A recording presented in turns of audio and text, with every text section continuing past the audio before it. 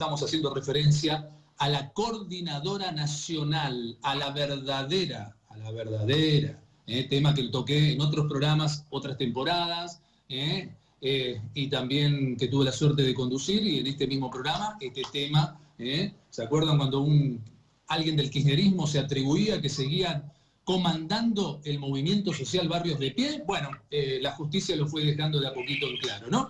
Pero vamos a presentarla porque hoy vamos a hablar de otros temas. Le damos la bienvenida a Silvia Saravia. Silvia, muy buenos días. Sergio Solón te saluda. ¿Cómo estás? ¿Qué tal? Buenos días. Muy buenos días. Muy bien, gracias a Dios. Bueno, Silvia, van a empezar o van a continuar, porque no hace muchos días estuvieron también realizando alguna movilización aquí en pleno centro de la Ciudad Autónoma de Buenos Aires, pero comienzan con nuevos acampes. ¿Y por qué? Bueno, como vos bien planteás, desde enero que nosotros nos estamos movilizando por distintas cuestiones que fundamentalmente tienen que ver con las dificultades que encontramos quienes trabajamos día a día en el territorio para dar respuesta a una situación que nos desborda. Cuando uno tiene un comedor y la situación social se deteriora tan rápidamente como viene sucediendo, bueno, las familias se acercan a pedir ayuda, un plato de comida, algún alimento, y bueno, y esa realidad no es que está mejorando, esa realidad, bueno, por lo menos para nosotros que tenemos continuidad en el territorio con ese tipo de tareas, bueno, no, la verdad estamos desbordados, esa es la situación. Ustedes por el tipo justamente de rol que tienen desde hace muchos años como movimiento social, ustedes tienen el día a día, más allá de las interpretaciones, más allá de las posverdades, de cuánta pobreza sí, cuánta pobreza no, o indigencia en todo caso, digo, ustedes tienen un termómetro, más allá de los criterios, ustedes tienen un termómetro directo. Entonces, uno hace referencia y uno se pregunta, en este último año, o desde fines del año pasado, desde el 2020 para aquí, ¿en cuánto aumentó, en qué porcentaje aumentó la cantidad de comedores y merenderos, Silvia? Bueno, mira, la realidad es que no hay un relevamiento oficial, ¿no? Nosotros sabemos de que, bueno, muchas veces se dibujan esos números. Por eso mismo. Entonces, bueno, hubo una iniciativa en su momento que fue el RENACOM, el Registro Nacional de Comedores y Merenderos, que bueno, que no hay datos, se largó el registro, pero no, al día de hoy no están los datos ciertos sobre ese registro porque creemos que eso transparentaría muchas cosas, ¿no? Ya sabemos cómo muchas veces se utilizan los recursos públicos y bueno, nosotros hemos puesto a disposición, incluso de forma georreferenciada, nuestros espacios, pero bueno, evidentemente no todo el mundo está dispuesto a hacer eso porque quedaría en claro muchas veces lo que nosotros llamamos los fantasmas, ¿no? Totalmente. Pero más allá de eso, vos tenés una impresión directa, vos tenés una impresión directa también, personal. Bueno, nosotros lo que sucede con nuestros comedores y merenderos es que hoy nosotros tenemos el 40% más de comedores que teníamos, sí, 40% más de lo que teníamos antes de la pandemia. Porque durante la pandemia, durante la cuarentena estricta el año pasado, lo que sucedió fue que se armaron muchas ollas populares, los comedores incluso se descentralizaron por el tema de, bueno, la necesidad del aislamiento, que no se concentrara tanta gente, incluso para cocinar. Claro. Y entonces, bueno, ahí es como que, bueno, hubo una situación de mucha emergencia, pero también de mucha solidaridad y muchos vecinos y vecinas, los clubes, las iglesias, bueno, un montón de sectores que salieron a organizar ollas populares. Eso fue un momento crítico, ahora nos dejó un piso más alto a nosotros, ¿no? Hoy nosotros tenemos un 40% más de comedores y un 60% más de personas asistidas estables, ¿no? Claro, esto que no se fueron, no fueron ahí, perdóname, no fueron, quiere decir que no fueron por unos días nomás en ese momento crítico, sino que ya se quedaron, llegaron para quedarse. Exactamente, sí, llegaron para quedarse, y eso significa para nosotros 200.000 personas a lo largo y ancho del país que se acercan todos los días. Claro. Y si un día vos no tenés para cocinar, bueno, las compañeras nos dicen, se acercan y te golpean la puerta y dicen, ¿y hoy no van a cocinar? Y bueno, la realidad que tenemos, o sea, la contracara de esa situación es los grandes déficits del Estado para sostener la asistencia. Totalmente. Ahora, entonces, a ver, dentro de la campaña en este nuevo gobierno de Cristina Fernández de Kirchner y también de Alberto Fernández y compañía, era que iban a poner a la Argentina de pie, ¿no? Está claro que el gobierno anterior había aumentado la pobreza. Ahora, está claro también que este gobierno también volvió a aumentar la pobreza. No podemos dejar de mentir eso porque si no, la línea se va a seguir corriendo para este lado, que es la tendencia de la fábrica de pobres, y sin embargo no la vamos a poder subsanar bajo ningún punto de vista. Digo, ¿cómo el Ministerio de Desarrollo Social, porque hiciste alusión también a eso, ¿quién es la persona? Ahí hay una dirigente, si mal no recuerdo, esta chica, no recuerdo el nombre, pero es de la Cámpora, una dirigente de la Cámpora que es la que dentro del Ministerio de Desarrollo Social tiene en realidad la decisión del tema de esta repartición de los alimentos, ¿es así? Sí, Laura Alonso, Laura es la Alonso, secretaria, sí. que es la secretaria que a su cargo está todo lo que está referido a los programas alimentarios. Bueno, sabemos que lidiamos todo el tiempo con el clientelismo. Lamentablemente es un quiste que hay en los sectores del poder que acceden desde la política a determinados lugares y que bueno, todo el tiempo estamos peleando contra eso.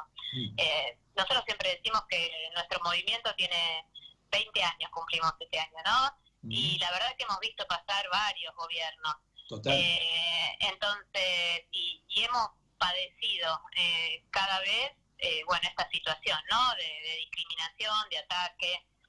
En este momento estamos en medio de esa pelea, ¿no? Pero perdóname, Silvia, que te interrumpa, pero vale la pena, creo yo, al menos, porque digo, hablaste de ataque, ¿de qué estás hablando concretamente?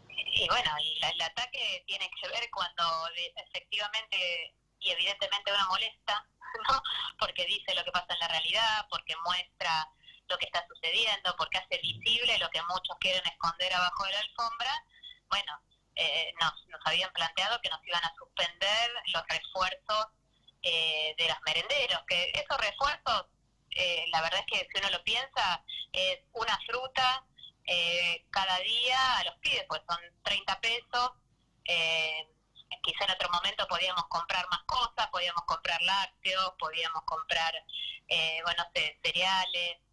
Hoy, bueno, con ese dinero, cualquiera que vaya a la verdulería sabe lo que sale la fruta. Pero bueno, eso es lo que se planteó desde hace 10 días suspender. Y por eso nosotros hicimos este anuncio, porque la verdad es que no es algo que nos divierta, digamos, tener que ir ni a cortar la calle, ni a jorobar a nadie. Pero es una realidad que evidentemente algunos no quieren ver. Ahora, qué increíble, ¿no? Lo que es la política, ¿no? Que tendría que estar al servicio, ser el arte de lo posible, pero no para el lado malo, sino para el lado bueno. Y resulta que es todo lo contrario al final. Porque mientras Máximo Kirchner va construyendo poder en la provincia de Buenos Aires, una representante de su movimiento político de la Cámpora, tema pobreza, tema indigencia, tema comedores, tema merenderos, tema niños, niñas. Estamos hablando de alimentación, resulta que no te llega entonces la cantidad de alimentos que tiene que llegar y encima todavía con hostigamiento y amenaza de cortar definitivamente la prestación, digamos, por decirlo así. O sea, es llamativo realmente. Mientras los intendentes van dando el apoyo, ¿no? Mientras los intendentes van dando el apoyo a Máximo Kirchner, esto es lo que se hace con los pobres. Bueno, no es la primera vez que sucede. Estamos de alguna manera siempre en alerta con estas situaciones. Ahora, después del anuncio nos han llamado por teléfono, porque bueno, nos tenían desde que nos habían avisado de que nos iban a suspender este refuerzo, cortaron los teléfonos durante 10 o 15 días, a pesar de tuvimos que movilizarnos, nos movilizamos la semana pasada, y ahora hicimos un feriado nacional. Nosotros somos una organización que estamos en todo el país, y la verdad que esta situación, este avance, lo estamos padeciendo en todos lados, en las provincias. Te imaginás que hasta incluso es más difícil hacerlo visible. Totalmente. En general se toma nota cuando la movilización o una medida tan potente se hace aquí en la ciudad de Buenos Aires, y eso es lo que les molesta. Pero la verdad es que te imaginarás lo que sucede, no sé, Salta, Jujuy, Santiago del Estero. ya comisiones. O sea, realmente la situación, los compañeros y compañeras del próximo plenario, y bueno, y ya no saben qué hacer, digamos, ¿no? Porque es esto, uno está sobrepasado, pero uno pone la cara frente a la persona que te dice, no tengo nada para comer. No, bueno, digamos que eso es una situación que duele, por eso da tanta bronca, como vos planteabas antes, a veces los discursos rimbombantes que hablan de empezar por los últimos, o que hablan, incluso, bueno, nosotros decimos, se conformó una mesa contra el hambre. Sí. O sea, es evidente que el propio gobierno reconoce. Quedó claro que esa mesa no tenía 4 patas. Bueno, quedó claro eso, como quedó claro cuando el macrismo planteó que venía a luchar contra el hambre cero, bueno, pobreza cero, otro verso. Pobreza cero. Entonces, realmente nosotros creemos que como sociedad tenemos que replantearnos que hay algunos grandes temas sobre los cuales hay que ponernos de acuerdo, debatir y bueno, tener cierto consenso, ¿no? Totalmente. El propio Alberto, cuando asumió, dijo que no debíamos tolerar que hubiera hambre o malnutrición en Argentina. Bueno, la verdad que eso es una buena posición, ¿no? Pero bueno, hay que llevarla a la práctica. Entonces, por eso decimos, no necesitamos tantos grandes discursos, necesitamos que en la realidad concreta de todos los días se vea que efectivamente hay un acompañamiento a quienes están preocupándose por ese tema. Nosotros estamos trabajando en esto desde hace muchos años, hacemos un seguimiento incluso de los niveles de malnutrición de los chicos y chicas que vienen a los comedores y merenderos. Bueno, ahora supongo que eso no se está cumpliendo, Silvia. Si no te están entregando en tiempo y forma la cantidad de alimentos, si a veces no te atienden el teléfono, si te hostigan como movimiento social y te amenazan de sacarte todo, y está pasando esto hace varios meses, digo, estoy seguro que en materia nutricional estamos para atrás también con respecto a los chicos que comen en estos comedores y merenderos.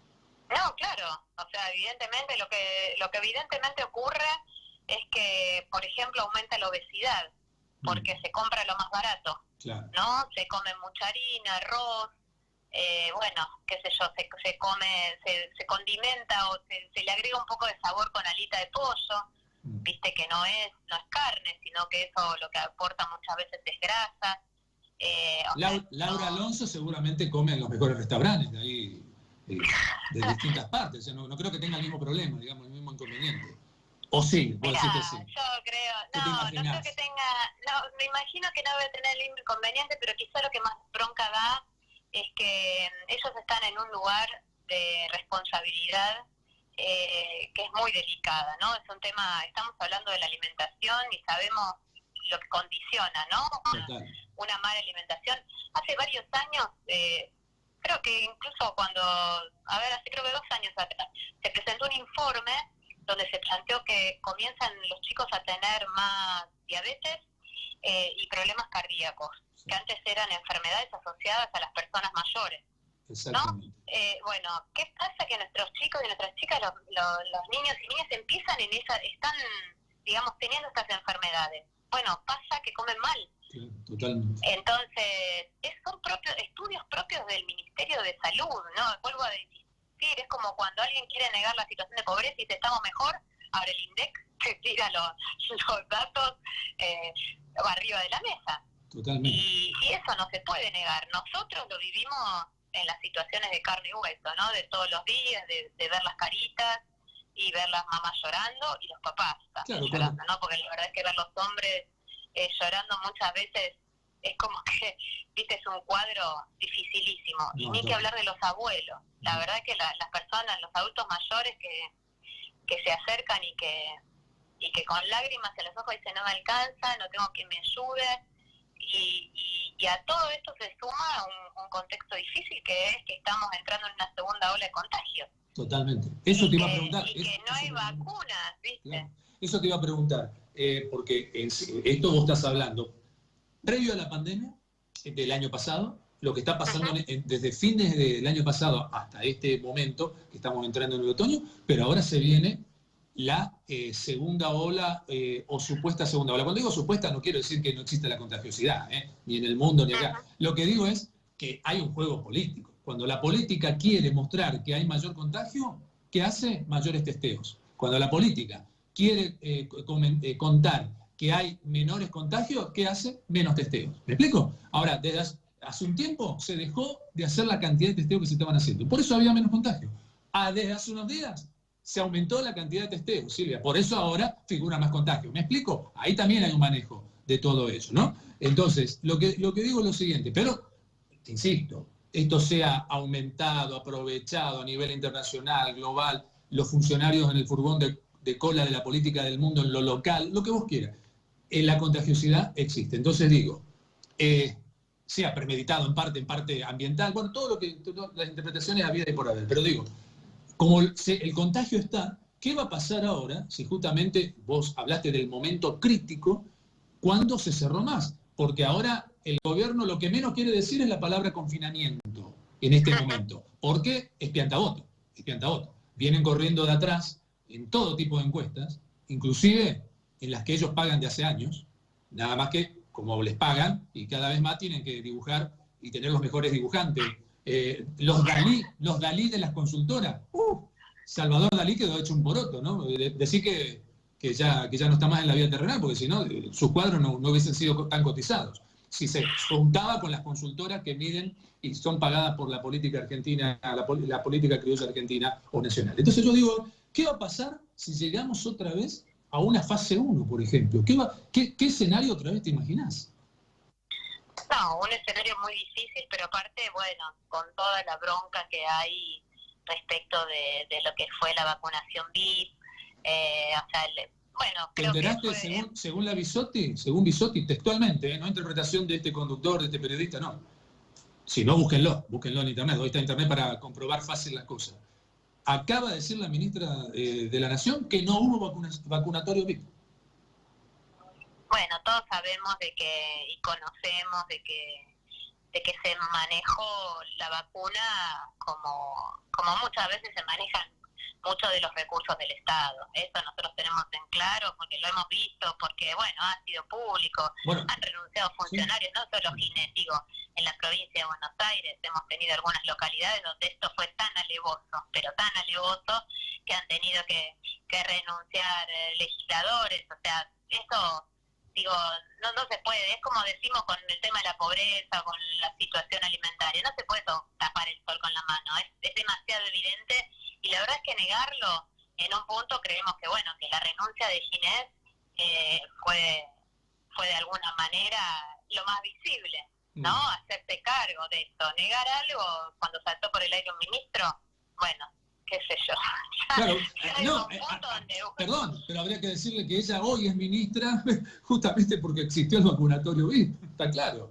Exactamente, por eso. Yo creo que, a ver, me parece que están tratando también de tapar una situación que realmente fue muy alevosa. Fue muy alevosa porque lo han hecho, incluso, bueno, lo publicaban en el Facebook.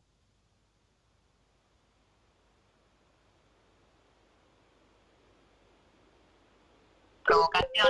Ahora, para nosotros que estuvimos desde el primer momento, poniéndole el cuerpo sin vacuna y sin nada, ¿no? Porque en ese momento no se sabía nada sobre la enfermedad o muy poco, pocas posibilidades de afrontar a la pandemia con datos muy ciertos, y nosotros salimos igual y estuvimos trabajando igual y nos reorganizamos, pero bueno, y armamos de otra manera los comedores y los merenderos. La verdad es que estuvimos en la primera línea aún frente a una situación muy desconocida, ¿no? Y no tener prioridad para vacunación para muchos de nuestros compañeros y compañeras que están al frente de esos comedores y que realmente también se exponen todos los días.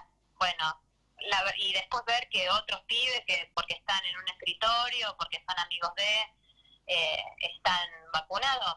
Sí, la verdad es que militantes de la Cámpora, concretamente, ¿no? Porque sí, vamos a decirlo con todas las letras, porque las vacunas fueron cooptadas por la Cámpora. O sea que está todo claro. Sí, yo creo que eso es una gran vergüenza que se está tratando de tapar, que bueno, que fue muy alevoso y que da mucha bronca. Nosotros lo hemos planteado desde el primer día, se lo hemos planteado incluso al propio ministro Rosso, que aunque no sea de salud, él fue parte de quienes planteó que los trabajadores de comedores y merenderos comunitarios fuéramos declarados esenciales. Cuando había que sacar los permisos de circulación, tuvimos que sacar esos permisos de circulación para poder trasladarnos, porque si no nos paraban. Bueno, así que eso está todo registrado, no es algo que no tenga registro. Es algo que uno lo busca y se va a dar cuenta de quiénes fuimos los que desde el primer momento estuvimos saliendo para resolver estas cuestiones. Digo, no hay que inventar nada. Hoy hay muchas cosas que con el nivel de tecnología que tiene, el acceso a la tecnología da la posibilidad de poder ver efectivamente cómo son las cosas. Lo que pasa es que, bueno, como charlábamos antes sobre los comedores y merenderos, hay muchos que no quieren blanquear la situación porque se aprovechan de que la información no sea del todo clara. En ese sentido nos parece que los recursos del Estado efectivamente tienen que tener esa transparencia necesaria de dar la información pública de cómo se ejecutan, cómo se implementan, en qué se gasta cada cosa, de qué manera. Bueno, todo eso que para algunos sectores mejor que no tengan claridad. Claro, está claro que por eso no te entregan los informes respectivos de cómo está la cosa, ¿no? Están buscando todos los borradores y dibujos y los mejores dibujantes para poder ver cuándo y de qué manera lo presentan. Bueno, recordemos Kicillof, el hoy gobernador de la provincia, ¿se acuerdan cuando tampoco entregaba informes de la pobreza cuando era ministro de Economía de la Nación? O sea, es la política de siempre, es como tomar disculpen, pero es tomar de estúpido a sus propios votantes. Es decir, ¿de quién es la culpa? ¿Del chancho o del que le da de comer en cada votación? Está clarísimo. ¿Qué pensaban? ¿Que iban a venir con otro tipo de estilo político? No, está clarísimo. Era imposible eso. Entonces, acá está el resultado. Aumentaron más la pobreza que Macri todavía. Porque a lo mejor lo aumentaron en este momento el mismo porcentaje, pero Macri lo aumentó en 4 años. Ellos lo aumentaron solamente en 1. Porque no nos olvidemos, algunos dicen, no, pero fue la pandemia. No fue solamente la pandemia. ¿Por qué? Porque hay más de 200 naciones, Silvia, en el planeta, y solamente la Argentina, que está entre los peores países en el ítem contagiado y en el ítem estadístico de muertos, tuvo el aislamiento y la cuarentena más cerrada y más larga del mundo. Entonces, quiere decir que también fue como se la administró. Sí, nosotros creemos que al inicio la cuarentena en un punto y demorar los contagios fue bueno en el sentido de que el sistema de salud estaba totalmente destruido. Entonces, en ese sentido, poder incorporar más camas de terapia intensiva y mejorar algunos hospitales, bueno, la verdad es que eso fue bueno en el sentido de que no se llegó al desborde. Pero bueno, la verdad es que viendo lo que está sucediendo en otros países, en Brasil, sin ir más lejos, incluso en Chile, tenemos una gran preocupación de cómo va a ser el devenir de la pandemia. Chile ya vacunó a 1/4 de su población. Sí, pero está con sus camas de terapia intensiva casi al borde del colapso, ¿no? Claro, por eso cerró ahora. Y aparte que tener en cuenta que muchas veces, también cuando se habla de las cifras de Brasil, que son altísimas, hay que tener en cuenta también la densidad poblacional. Nosotros somos 45, ellos son prácticamente 200 millones. O sea, hay cosas que no se pueden comparar exactamente todos los días de la misma manera, me refiero, ¿no? No, por supuesto que es tomar datos porcentuales, pero la situación de las camas de terapia intensiva son un dato, ¿no? Porque reflejan muchas veces, por un lado, cómo está el sistema de salud, y después también, o sea, directamente ese porcentaje, ¿no? de la población que tiene que va a necesitar una cama de terapia intensiva. Entonces, bueno, esta combinación respecto de que haya un porcentaje mayor de la población vacunada para que no llegue a ese punto de que la enfermedad sea tan grave, bueno, también sería una situación de alivio. Pero bueno, es complejo y vemos de que la administración de una pandemia no es sencilla, lo estamos viendo en los países vecinos cuando suceden estos colapsos, sí creemos de que, bueno, que efectivamente el sistema de salud debe ser más reforzado, como vos planteabas, tienen que hacerse mayor cantidad de testeos porque es la manera también de aislar de forma focalizada. O sea, lo que por lo menos las indicaciones ahora son que esos aislamientos sean de manera focalizada cuando aparecen muchos contagios, no hacer una cuestión generalizada como sucedió, como se hizo aquí al principio. Pero bueno, creemos también que en todo eso se van haciendo experiencias y se va conociendo un poco más la enfermedad y también la forma de cómo ir cortando la circulación.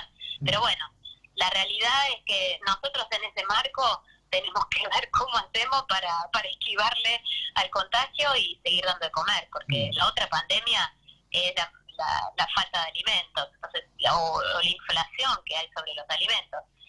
Creemos que eso es un aspecto que no se puede dejar de lado y solo pensar en lo sanitario.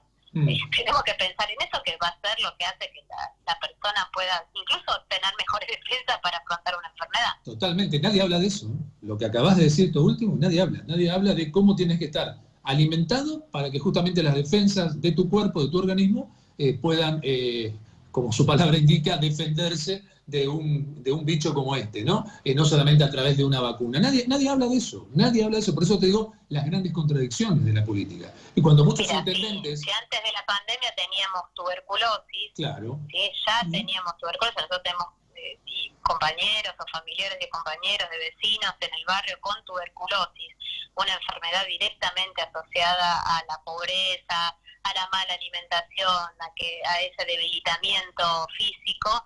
Bueno, la realidad es que en ese sentido, para las personas que tengan que afrontar el curso de una enfermedad como esta, bueno, los pone siempre en peores condiciones. Totalmente, por eso digo. Y muchos piensan que a veces la política también le conviene que la gente cada vez dependa más del Estado. Totalmente. Totalmente. Hay que decirlo también con todas las letras. ¿Vos también tenés esa, digamos, esa sospecha? No es una sospecha, es una certeza. Ah, es una certeza. Bueno, es una certeza. Te lo pregunto. O sea, tenés la certeza entonces, Silvia, directamente. Sí, porque en realidad, a ver, nosotros tenemos un país que realmente tiene mucho potencial en distintos aspectos, ¿no? A pesar de que han tratado de destruirlo los distintos gobiernos que se fueron sucediendo, a pesar de eso, nosotros todavía seguimos teniendo mucha gente que efectivamente tiene conocimiento, que trabaja en la investigación, que tiene todavía la fuerza de emprender. Tenemos una cantidad de pequeñas y medianas empresas y de pequeños y medianos empresarios, ¿no? Con voluntad de seguir trabajando y resistiendo frente a los embates que se siguen dando. La verdad es que nosotros creemos que tenemos mucho potencial como país. El problema es que acá no hay una decisión de que todos estos sectores realmente crezcan y se fortalezcan. Nosotros decimos que el sector económico sobre el que hay que trabajar es sobre la pequeña y mediana empresa y las economías regionales. Total. Ahora, si eso no se fortalece de forma prioritaria, vamos a tener que seguir dependiendo de que el gobierno cree un programa de trabajo, de que se tenga que asistir con alimentos, de que se tengan que... A ver, nosotros decimos, en un país con tanta tierra, ¿cómo puede ser que no haya un plan de vivienda para que la gente, poniendo pesito a pesito, se compre su casa? Totalmente, vivienda social, y que no hace falta ir a romper los hilos bolsa de alguien que le tuvo la suerte de tener más dinero, o con un personaje como Grabois, ¿no? Cerca del Papa, esa contradicción, cerca del Papa y después haciendo las presentaciones que hace, ¿no? Tipo arco y flecha, ¿no? Con ese tipo de política de ir a agarrar la tierra de alguien por el resentimiento, y resulta que él también a nivel familiar tiene mucho campo, ¿no? De eso no habla, de cuántas hectáreas tiene, de eso no habla nadie. Pero esos quizás son personajes que a veces nos desvían de los debates. ¿A de los veces? grandes debates Qué suerte, yo pensé que siempre. Nosotros planteamos que, a ver, un país con tanta extensión territorial, hagamos un buen plan de vivienda. Claro, vivienda social. Vivienda social. Y tierra para el que la quiera efectivamente trabajar. Pero por favor, un intendente. Una huerta, Silvia, un intendente de una provincia, si querés Chubut, que tiene tantas complicaciones, hoy una de las peores. Digo, tenés tierra, es desierto, agarrá los dividís, en lugar de que vayan a robar algo al que tenga poco o mucho, no importa, ya le tocó eso, después si lo robó, ya la vida ya verá cómo le pega la vuelta también para que devuelva lo que no era de él. Pero digo, agarrás, subdividís una parte que lo único que pasa por ahí es ñandú y pumba. Entonces una vez que lo subdividís, listo, la gente empieza a trabajarlo, empieza a vivir, empieza a construir. Es tan sencillo. Pero ¿sabés qué pasa? ¿Sabés qué pasa? Que si se hace eso, sí. Si se hace eso, la gente después tiene autonomía. Entonces tiene autonomía, tiene su trabajo, vive de su trabajo. Entonces, evidentemente, hay un sector de la política que lo único que piensa es en su supervivencia y no está pensando en que nosotros necesitamos desarrollar el país, que necesitamos promover el trabajo. Nosotros cuando, por ejemplo, tenemos alguno de los planes, por ejemplo, estos potenciar, nuestros compañeros y compañeras todos tienen que trabajar en alguna cosa. Les preguntamos qué les gusta, buscamos que tengan un taller de oficios, pero hay que trabajar, porque es la manera de recuperar la dignidad, ¿no? Y aparte de eso, es la manera de decir, bueno, el Estado me da esto, yo me esfuerzo por esa situación. Totalmente. Bueno, estamos cansados de ver de muchos sectores que en realidad no tenés que hacer nada, pero ¿por qué? Porque generan dependencia. Es así. ¿No? Por eso entonces, digo, la gente no se da cuenta. Es un trabajo que no es fácil, pero que hay que hacerlo.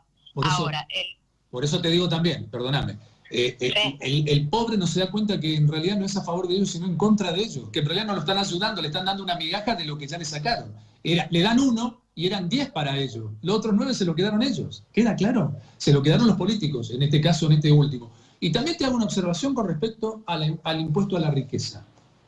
Uno que está habitualmente, ya te digo, en mi mesa habitualmente, yo tengo amigos kirchneristas, profesionales, gente pensante, preparada, todo. Kirchner, y son kirchneristas, bueno, todo. No tengo solamente lo del PRO de Juntos por el Cambio, tengo todo. Gracias a Dios tengo esa suerte de poder. No perdí una sola amistad. Le dije a mi amigo un día, en un almuerzo que generé yo, si yo por tema de disputa política llego a perder la amistad con ustedes nunca fueron mis amigos. Entonces, así, Entonces todo el mundo se cuida y llegamos siempre a acuerdo. Digo, con ellos mismos, en esos almuerzos que hago, ¿sabes qué, Silvia? ¿Por qué? Por eso lo cuento, que quede claro. Ellos me dijeron, Sergio, a ver, y te estoy hablando de los kirchneristas también, me dicen, el impuesto a la ganancia lo van a financiar los ricos que deban pagarlo, pero en realidad no lo van a pagar ellos. ¿Por qué? Haced cuenta que vos sos, Silvia, una de esas personas. Sos una supermercadista, ya que estamos en el tema alimentos, vos sos una de las que, por tu fortuna, tenés que pagar tal fecha, tenés hasta tal fecha tope para pagar lo que designó el Congreso de la Nación. ¿Sabe qué hace ese supermercadista sabiendo que va a tener que pagar ese impuesto más todo lo que ya paga?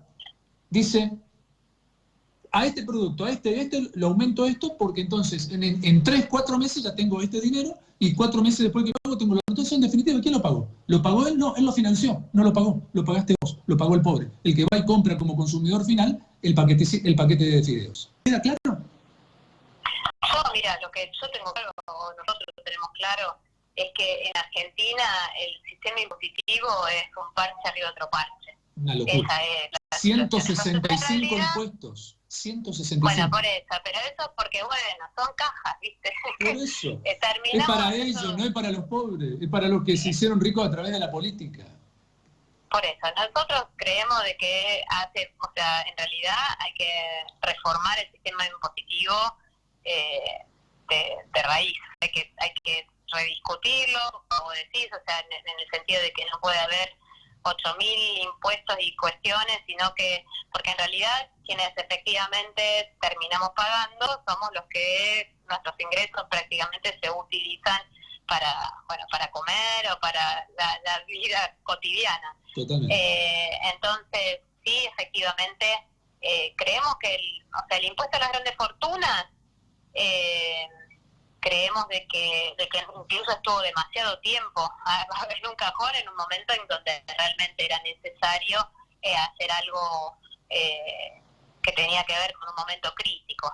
Ahora, no es esa la solución de ninguna manera. Hay que discutir, rediscutir bueno, todo el sistema impositivo en nuestro país es totalmente regresivo, que como vos decís, pagan más lo que menos tienen, pero al mismo tiempo hay montones de trampas en el medio y de cajitas, como decimos nosotros, porque bueno, como decía, hay 195, no sé cuántos hay, la verdad es que uno ve cada vez, pagás la luz y no sé, te viene el impuesto para, no sé, para Santa Cruz, ¿te acordás? Sí, totalmente. Bueno, totalmente. o sea, se metió el impuesto para pagar a los docentes, ¿te acordás?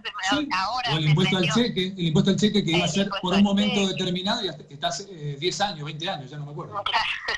Por un momento y para siempre. Exactamente. Pero por eso, en realidad es como siempre buscar, estamos dando vueltas sobre el mismo tema, ¿no? En vez de pensar la resolución estructural, se piensan parches que duran o que se plantean como una cuestión de un momento y después son para siempre. ¿Qué son los planes sociales? Los planes sociales, a ver, en realidad deben ser para un momento crítico, no para siempre. Ahora, como la situación no se resuelve, termina siendo para siempre y todos dicen, no, hay que terminar con esto, pero todos los reciclan. ¿Por qué? ¿Por qué no resuelven la cuestión de fondo? No, los sectores, la pequeña y mediana empresa y las economías regionales de este país generan el 85% del empleo del sector privado. Total. El 85%. ¿Por qué ese sector económico no se lo promueve? ¿Por qué no hablamos de la sustitución de importaciones? ¿Por qué no hablamos de desarrollar mucha de la producción y de la elaboración que en algún momento precisamente, bueno, hemos tenido algunos dirigentes que decían, no compres lo que se hace en Argentina, es mejor lo de afuera que lo de acá. No, ¿Por qué no desarrollamos nuestra industria nacional? El compre local, el compre nacional, ahora, siempre y cuando esté bien hecho, porque a veces, saber qué pasaba también en algunos momentos, a ver, lo que alguien necesitaba, no encontraba el proveedor porque solamente era extranjero, no se fabricaba. O aprovechaba el empresario argentino que fabricaba eso y no brindaba el mejor servicio o el mejor producto, o cobraba lo que quería. Es decir, los abusos de siempre cuando no hay controles, ¿me explico? Entonces, el compre nacional y el compre local es bueno, sí y solo sí, justamente da la posibilidad de la verdadera competencia leal y de esa manera, obviamente, los precios son otros, bajan los precios en general o no suben como podrían subir, y tenés los mejores productos y servicios. Entonces, ahí sí sirve. Si no, es un viva la pepa y siempre pasa lo mismo. O sea, el que gana es el que es el empresario siempre oficialista. Vos sos empresario kirchnerista, gobierna el kirchnerismo, entonces te va bien. Cuando viene el PRO, junto por el cambio, te va mal. Y así, no se puede estar así. Bueno, los grandes países desarrollados son proteccionistas de su propia industria y de su propio desarrollo. Sí. La verdad es que nosotros hemos tenido durante mucho tiempo investigadores que realmente sobre los cuales hay que apostar, hay que darles un lugar, hay que valorarlos. Si no, se los terminan llevando otros países. Totalmente. No los países europeos, de claro, los propios Estados Unidos. Sabemos de que muchas veces hay científicos argentinos que no tienen lugar acá.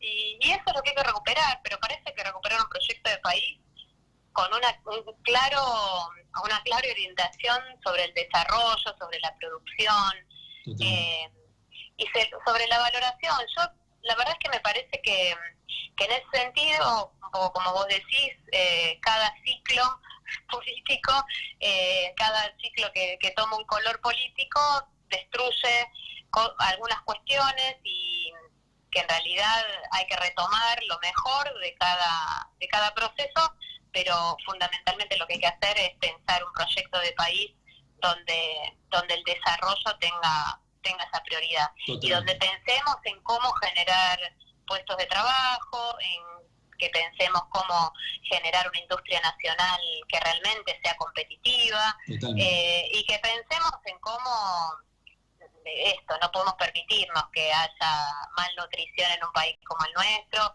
o que no haya dónde vivir y que la gente ande girando o esté viviendo en la calle. Bueno, esas cosas no nos las podemos permitir, pero para eso hay que tomar la decisión, dejar de lado en muchos casos los negocios de unos pocos para pensar en el futuro de todos, ¿no? Me parece que eso es una apuesta, es un trabajo que no es sencillo, no decimos que es un proyecto sencillo que se va a resolver en 1 o 2 años, pero en realidad nosotros pensábamos que la pandemia era una oportunidad para eso, una oportunidad que está siendo desperdiciada. Totalmente, como tantas oportunidades en la Argentina. Silvia, ha sido una charla muy amena, fue larga porque, bueno, no es fácil en la Argentina, por eso quiero destacarte sobre otros dirigentes, en este caso de movimientos sociales, que muchas veces son atribuidos también debajo de la mesa a otro tipo de enlaces políticos, y que hayas expuesto todo lo que expusiste en esta nota realmente llama la atención,